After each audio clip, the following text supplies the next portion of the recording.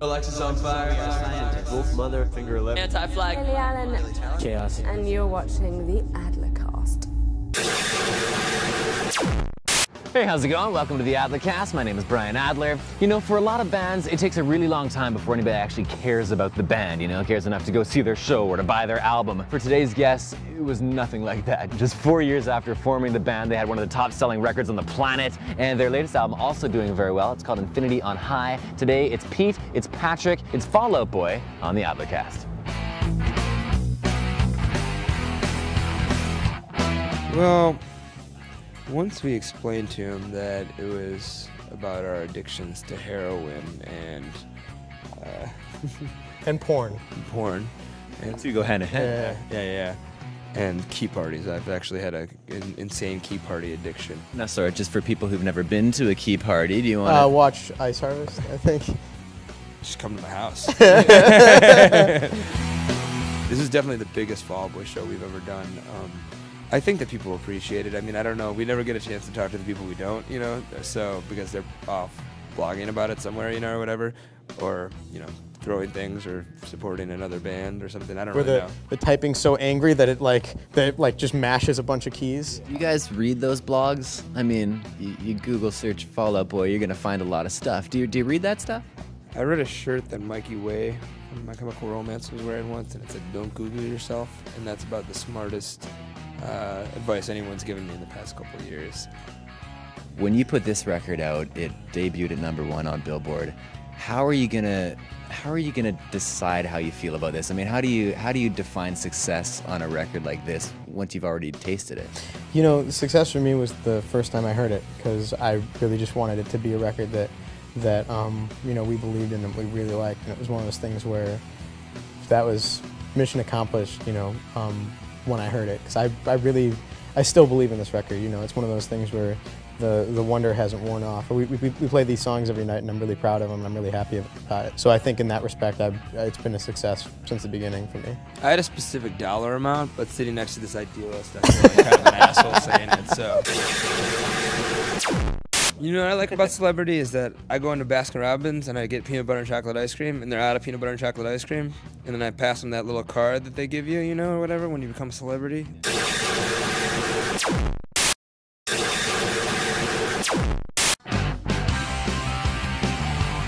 It seems to me like when someone is on top, everybody wants to be around them. And obviously you guys are in a place right now where you must have a lot of people that they want to get close to you. Can you talk about the degree of ass kissing that happens when a band makes it to your level?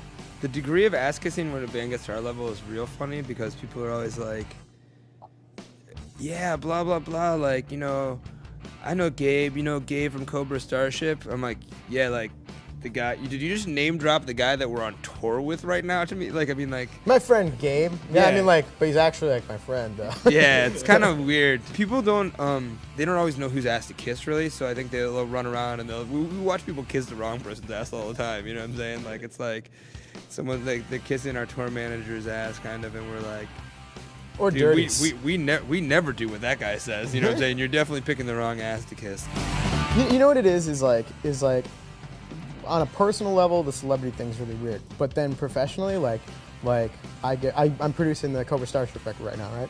And that's exclusively because of the other stuff, right? And so I'm willing to make that sacrifice in order to get to do that, because it's like the most fun thing in the world. Back to idealism, huh? I just got to, we just did Infinity on High, and I'm so proud of that record, and now I get to jump right into another record that I'm equally proud of right now, you know what I mean? And that's totally because, I don't get to have a private life. What I like about celebrity is that I go into Baskin-Robbins and I get peanut butter and chocolate ice cream, and they're out of peanut butter and chocolate ice cream, and then I pass them that little card that they give you, or whatever, when you become a celebrity. The card, you know what I'm talking about. You have the card, right? You have the card. I didn't get the card, You're but that is... not allowed to talk about the card in the interview. I get it. You have the card. The Canadian card's a little bit different, but you have the card. It works over in the U.S. too. Yes, and so you pass them the card, and magically they find some peanut butter chocolate ice cream in the back. I mean, you'll look at Virginia Tech, and people are like, oh, it's video games, it's these violent movies. But then you go to a place like Japan, and the video games are 10 times more violent, but they don't have that kind of violent crime over there. So there's something inherent in our culture.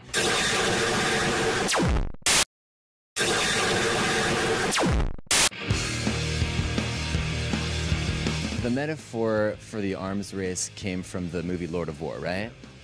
Do you believe, as Americans, that it is possible that someday in the future, America could not have guns be as free to regular people as they are today? Yo, I feel like, did you just consider Canada part of America or not?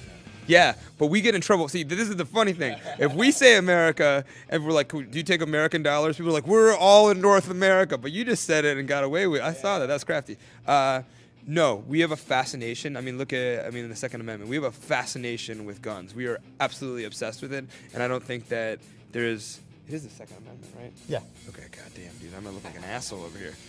I plead the fifth. You know what I'm saying? I'm not Sounded sure. right to me. I don't know. I think it is the Second Amendment, but it is there's such a fascination with it, and I don't think we'll ever get past that. And on top of that, I don't think that is what's inherently, because I mean, you'll look at Virginia Tech and people are like, oh, it's video games, it's these violent movies, but then you go to a place like Japan and the video games are 10 times more violent, but they don't have that kind of violent crime over there. So there's something inherent in our culture that kind of creates and breeds this kind of like the jock culture where we're like, we turn somebody into an outsider, plus the like right to bear arms kind of thing, like all mixed together that involves, it's terrible. It's disgusting. And I also feel like it's a little bit of a Pandora's box thing where there's that old study where it was a brain study where they, and this is a horrible study, but they gave monkeys a button that would trigger their orgasm, right?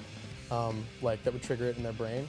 And does that work for humans? Hold up. Where did you hold up. Where did they do this research? And the thing is that do you have specific information?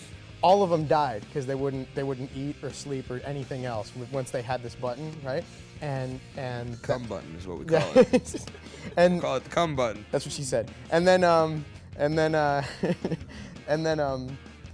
so I think that's kind of what it's like with guns. Is for some reason you gave people guns and now they'll kill themselves before they ever think of getting rid of them. You know what I mean? Can't believe you just compared guns to monkey orgasms. That blew my mind. That was awesome. I'm giving my dog that button. Myself that button. You guys, thank you so much for the interview, man. Much appreciated.